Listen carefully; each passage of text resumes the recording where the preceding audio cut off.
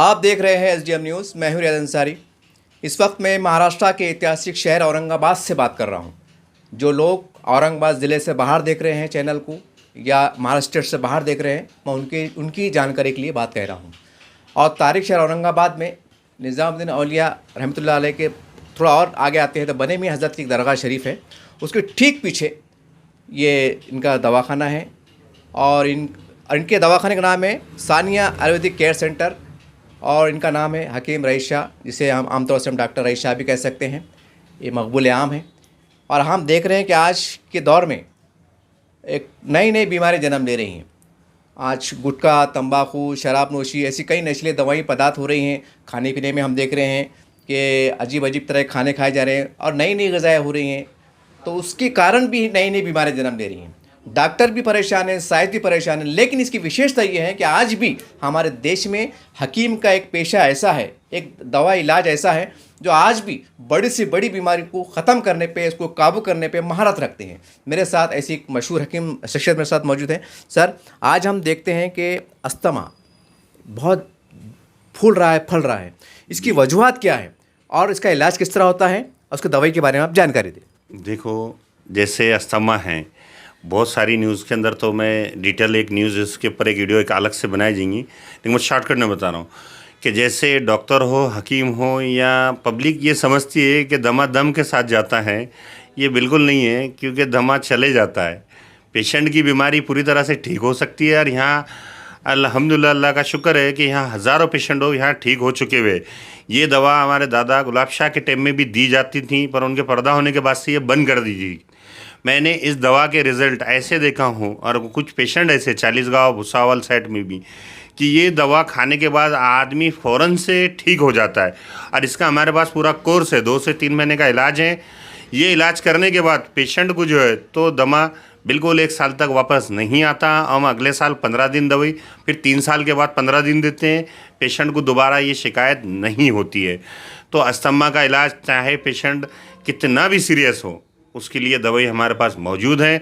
उसी तरह से पथरी 5 mm, 10 mm, 15 mm, 20 mm है, तो हमारे पास पथरी 1 से 2, 2 से 3 हफ्ते में निकल जाती है। उसके स्पेशल पैकेट हमारे पास बनाए हुए हैं, मौजूद हैं।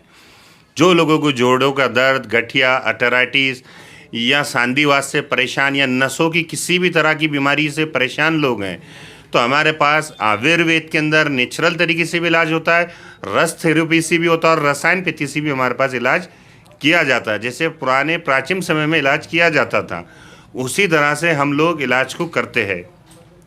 रहा सवाल दूसरे जो पेशेंट है, माइग्रेन, जो लोगों के सर में हमेशा दर्द रहना, चिड़चिड़ापन होना, नींद नहीं आना, ऐसे बहुत सारे कारण हैं और लोगों की परेशानियां हैं। तो ऐसे लोग और कई अन्य प्रकार की बीमारियों का इलाज यहाँ पर मौजूद है। रहा सवाल कोई लोग रूहानी या जिस्मानी, क्या है ये बीमारियाँ, जैसे लोग कहते हैं आज इधर या उधर लोग भागते फिरते हैं, तो एक बार ज़रूर हमारे पास मिले।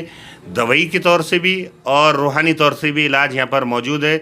हम यहाँ पर इलाज करते हैं, चेक ऑफ फीस वगैरह किसी से नहीं लेते। जो मेडिसिन की कॉस्ट होती है वही ली जाएंगी, किसी से कोई परेशानी या फालतू पैसे हमारे दवाखाने पर नहीं लिए जाते हैं। और यहाँ गारंटी उसी चीज़ की दी जाएंगी कि जो दवाई हो, अच्छी दवा और बेहतर दवा की गारंटी हमसे मांगो। बीमारी की गारंटी हम लोग इसलिए नहीं देते क्योंकि शिफा का देना अल्लाह के हाथ में है, ना कि इंसान के।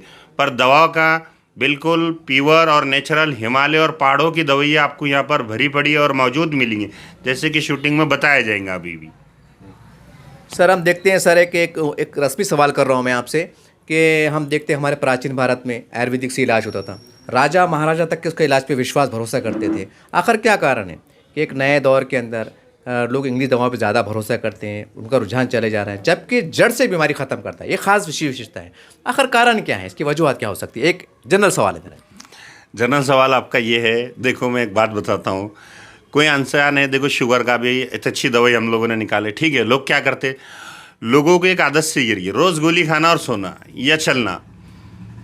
यहाँ जबकि कुछ महीने अगर उनको या दिन अगर बताए गए तो कंटिन्यू आयुर्वेद में लोग रूलों को फॉलो नहीं करते। बिल्कुल 2 महीने का इलाज है तो 15 दिन 20 दिन करके छोड़ देगा, फिर नई जगह जाएगा, तीसरी जगह जाते। तो ऐसा ना करे। जहाँ इलाज चालू है, ट्रीटमेंट चालू है, पहले तो बात तो सोच समझ की ही जाए कि हम ये हकीम या ये उस काबिल है दवाइयों की, या उसको उसकी जानकारी है उस तरह से ये इलाज यहाँ पर हो सकता हमारा। जब अगर हम मुतमईन हैं तो ही वहाँ जाओ और अपना टाइम जब उनको दो, तो ताकि आयुर्वेद में महीने की जगह 2 महीने भी लग सकते, 3 महीने की जगह 4 महीने भी लग सकते, लेकिन मगर इलाज आयुर्वेद में बीमारियों का जड़ से होता। और यही हिंदुस्तान की सबसे पहली और अभी भी परंपरा रही है। और आयुर्वेद के अंदर, जैसे हिंदुस्तान के अंदर एक बात ये है, ये शहर, ये देश हमारा ऐसा है, ऋषि और मुनियों से भी पहले से भरा। क्योंकि मेरे दादा गुलाब शाह जो थे, तो बड़े बड़े हमारे पास जो है, तो पहले पंडित दोस्ताना, गिरी घराने के दोस्ताना, नागांव में कुछ साधुआ मैं देखा करता था बचपन में, मैं उन्हीं से तालीम लेता था। साथ में आयुर्वेद के अंदर रसायन पीति की उत्पत्ति ही खुद यहाँ से हुई। तो इसी तरह से जो है, तो इन लोगों से, ऐसे जो हकीम हैं, मैं ये नहीं कह रहा हूँ कि मैं वीडियो बना के आपको दे रहा हूँ तो आप मेरे पास आ जाओ, नहीं, सोचो पहले कि आदमी सही है। हमारे बात दूसरी ये बात है कि जो लोग आयुर्वेद में, नेचुरल आयुर्वेद जो प्राचीन समय में चलती थी, अगर कोई सीखना भी चाहता है तो फ्री ऑफ कोर्स हम लोग उसको सिखाते, किसी के चार्ज हम 1 रुपया नहीं लेते हैं।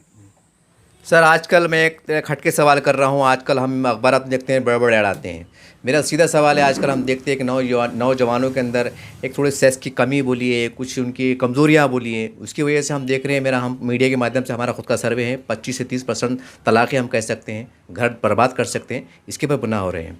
तो इसके अंदर मेरे 2 सवाल आगे निकल के आ रहे हैं कि कुदरती तौर से कुछ कमज़ोरियाँ पाई जाती हैं या कुछ गलतियाँ होती हैं, और उसका इलाज आपके तरफ मुकम्मल तौर से, क्योंकि हम देखते हैं बड़े बड़े लाखों रुपए के ऐड आते हैं और लोग चले भी जा रहे हैं, लेकिन जड़ से इलाज, ताकि वो चीज़ दूर हो सके, उसकी वजह से भी कहने के समाज में, ख़ास करके अज़वाजी ज़िंदगी में एक बेचैनी पाई जा रही है। ये इतना बड़ा विषय साहब, लोग शर्माते हैं, बिचकते हैं, इसलिए मैं सवाल बड़ा खुल के कर रहा हूँ, ताकि सवाल सुनने वाले को समझ में आ जाए और उनको कुछ हिम्मत हो जाए आपके पास आने के लिए।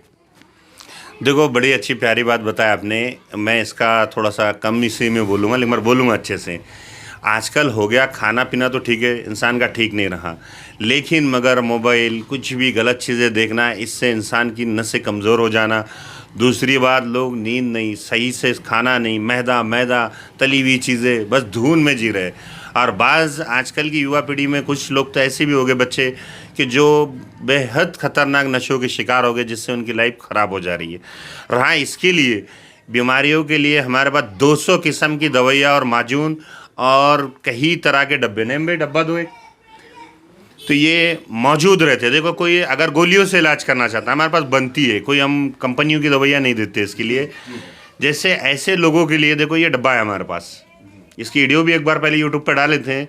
इसके अंदर दवाइयाँ क्या होती है ये भी मैं आपको जानकारी देता हूँ। अगर इसके तो थोड़ी सी, अगर कोई चाहो तो हमसे ये घर पे भी बैठे बैठे बना सकता, पर जो कॉस्ट में हम देते वो कॉस्ट में ये बन भी नहीं पाएगा।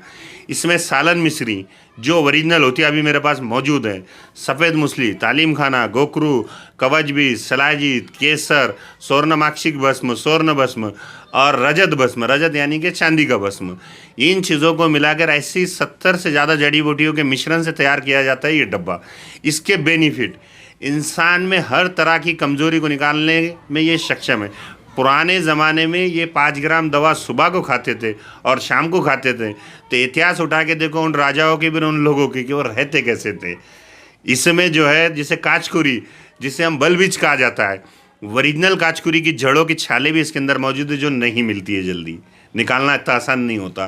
तो ये वो ग़िज़ाएँ हैं, ऐसी चीज़ों को खा के, इससे कमर के दर्द, जोड़ों के दर्द, इंसान जो हेल्दी बनना चाहता है, हेल्दार, बहुत सारी ऐसी हैं कि जिनको औलादों के अंदर परेशानियाँ आती है, दिक्कत है, कुछ हार्मोन बैलेंस हो जाते हैं, और तो लेडीज़ हो जेंट्स हो ये ले सकते।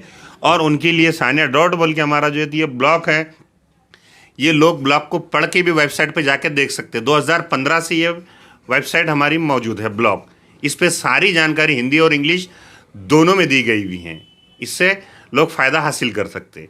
इसमें सारा क्लियरली जो मैं नहीं बोलना सकता हूँ यूट्यूब पे, वो इसके अंदर सब मौजूद हैं।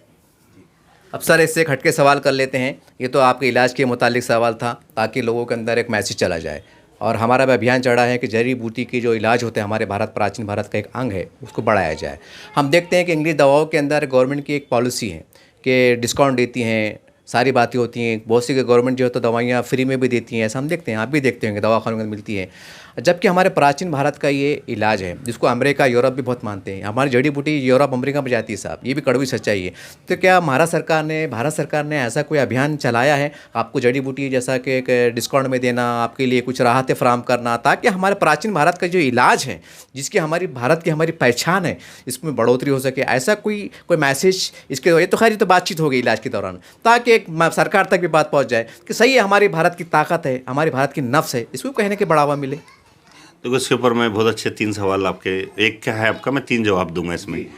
ऐसी कोई चीज़ तो मेरे पास नहीं पहुंची, लेकिन मैं इतना ज़रूर बोलूँगा कि आज के दौर में जो आयुर्वेद जो बड़ा है तेज़ी से, मैं नाम नहीं लेना चाहूँगा, लेकिन मगर कुछ कंपनियों की ऐसी मेहनत रही है जो आयुर्वेद हिंदुस्तान में फिर से 50 साल लग जाते थे डेवलप होने में, तो अभी ये 10 साल के अंदर बहुत ज़्यादा डेवलपमेंट हुआ।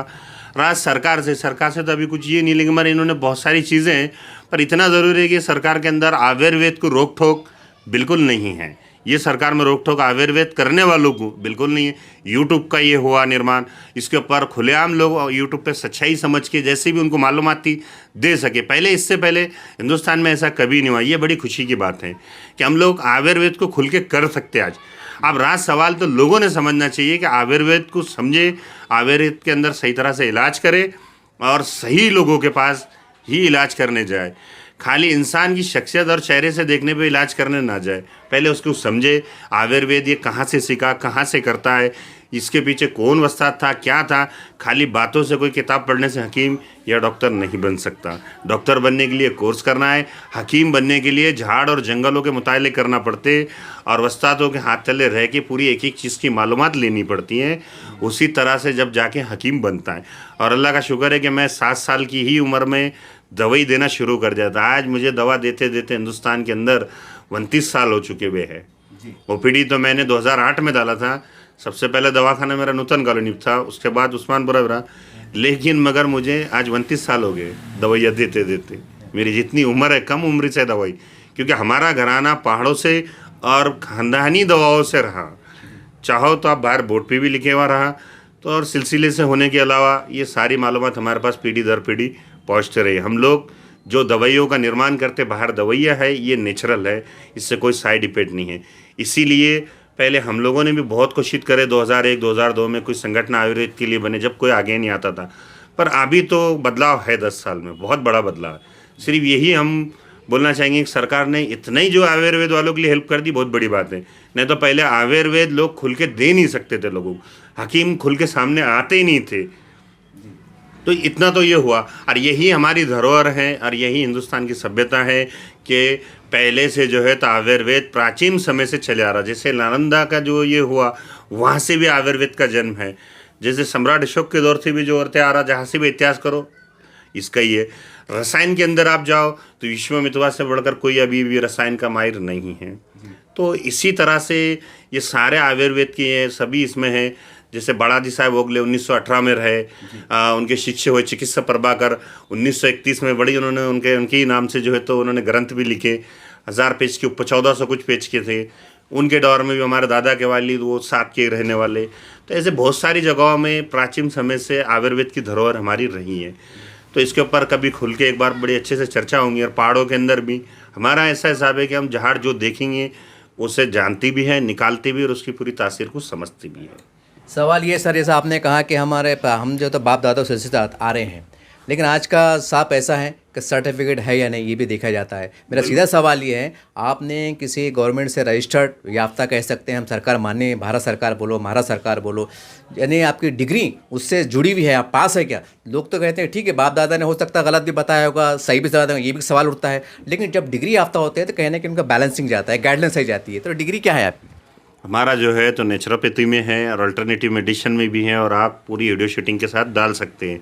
बाकायदा IASC द्वारा जो है तो सर्टिफाई भी है, बोलने की ज़रूरत नहीं, पेपर लगे हुए भी हैं, शूटिंग ले सकते हैं आप, कोई इसका मसला नहीं रहा। हकीम के लिए मैं एक संदेश फिर देना चाहता हूँ, अगर सही हकीम है तो बिल्कुल डरने की ज़रूरत नहीं है। माशाल्लाह आप 10 डॉक्टर बैठे, वो उनके चेहरों पे से और मैं बैठा हूँ।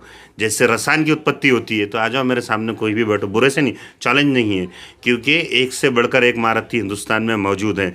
और ये धरोहर आयुर्वेद की अभी डॉक्टरों की समझ से बाहर है, क्योंकि ग्रंथ और किताबों में जो लिखे हुआ वही वो पढ़ सकते, क्योंकि आयुर्वेद को समझने हज़ारों साल लग जाएंगे लोगों को, क्योंकि आयुर्वेद हकीमों के पास ही था, साधुओं और ऋषियों और मुनियों की ये देन है हिंदुस्तान में। बाकी आयुर्वेद की सच्चाई किसी के पास नहीं है। हिमालय हो, बहुत सारे ऐसे, पुणे में कुछ हकीम थे पुराने प्राचीन है, भुसावल साइड में थे, झारखंड में थे। मैं बचपन से दौरे कर रहा हूँ, जब तो गाड़ियाँ बहुत कम, नहीं के बराबर नहीं निकली, तो घोड़ों पे सवारी करके हम लोग राजस्थान जाते थे दवाइयों की मालूमात के लिए भी। तो सच्चे हकीम को डरने की ज़रूरत नहीं है, बाकायदा उसे सही जानकारी हो और खुल के आए और अपना काम ज़रूर करे। पर ऐसे हकीमों से भी सावधान रहे और कि जिनको मालूमात नहीं है और नाम बड़े, वैसे मैं कुछ नहीं बोलना चाहूँगा, क्योंकि मैं किसी को गलत बोलने के हक में कभी नहीं रहा हूँ और रहूँगा भी नहीं। बस सिर्फ पब्लिक को ये कहना चाहूँगा कि आप समझ जाए, जहाँ जाना है सोच कर ही जाए। इस तरह से आपने देखा, हकीम साहब की बात को सुना, तमाम बातें आपके सामने आ गई हैं और हमारा विशेष मुलाकात लेने का एक ही मकसद था कि हकीमी जो दवा होती हैं आयुर्वेदिक, ये वाकई अपने आप में एक असर रखती है, अपने आप में ताकत रखती है। हाँ ठीक है, इलाज देर से होता है, ये भी एक सच्चाई है। और हम देखते हैं कि नकली दवाइयाँ आ रही है, नकली हकीम आ रहे हैं, बहुत सी बनावटी जो तो कंपनी भी आ रही है, दवाइयाँ धाड़ पड़ती हैं, पेपरों में आता है, सारी बात होती हैं, जैसे इन्होंने बहुत खुलकर कहा है। और हमने इनसे दो बातों पे बहुत विशेष चर्चा की है कि जो तमाम जो बीमारियाँ जो शरीर में पाई जाती हैं, याद रखिए ये आयुर्वेदिक के अंदर दस्तयाब है, मुहैया है, आपका इलाज होता है, 100% होता है। ये भी एक सही बात है, क्योंकि ये साधुओं, मुनि, ऋषियों, सूफी संतों की देन है, जैसे इन्होंने कहा है, वाकई सच्चाई है, हमारे पूर्वज, हमारे आबादा अच्छी तरह से जानते हैं। और दूसरी बात इन्होंने जो कही है, जो हमने खुल कर कहा है, लोग शर्माते हैं, ऐसे युवा जो जिस्म की कमज़ोरी से परेशान है, ऐसे पति पत्नी मियाँ बीवी जिनको औलादें नहीं हो रही हैं, और कुछ वजूहत होती हैं, कुछ कुदरत का एक अलग मसला होता है, ऊपर वाले की तरफ से, अल्लाह, भगवान, ईश्वर, गॉड हम कह सकते हैं, उनकी तरफ से अगर कुछ फैसला है कि आपको नहीं होना है, कोई अलग विषय है। लेकिन जो कुछ बातें जो मेडिकल लेवल पे ग्राउंड पे आती हैं, तो कहने कि उसका समाधान भी है, तो आप अकेले में, तन्हाई में आके इनसे बात कर सकते हैं, मिल सकते हैं, कोई ऐसी शर्माने वाली बात नहीं है, क्योंकि एक बहुत बड़ा हिसास मसला है। हम देख रहे हैं, हमारा खुद का सर्वे है, कई समाजों में तनाव आ रहा है, मियाँ बीवी में तनाव होता है, ये हम बहुत खुल के आप कह रहे हैं ताकि आपको भी समझने में आसानी हो और यहाँ आने में आपको आसानी हो। ये तमाम बातें इलाज के मुताल्लिक़ थी जो आपके सामने लाना मकसद था और इस अभियान को तेज़ करना मकसद था। अब इससे हट के एक पर्सनली तौर से, एक पत्रकार होने की हैसियत से, एक सहाफ़ी होने की हैसियत से हम महाराष्ट्र सरकार से भी कहते हैं कि आपको भी चाहिए कि आयुर्वेदिक की जो ये इलाज है, इसको आप बढ़ावा देने का कैसा प्रयास करते हैं। हम देखते हैं कि मेडिकल कैंप लगते हैं, बड़े बड़े आमदार आते हैं, खासदार आते हैं, मंत्री आते हैं, उनका जन्मदिन मनाया जाता है, उनके हाथ से रिबन कटती हैं, दवाइयाँ बांटी जाती हैं।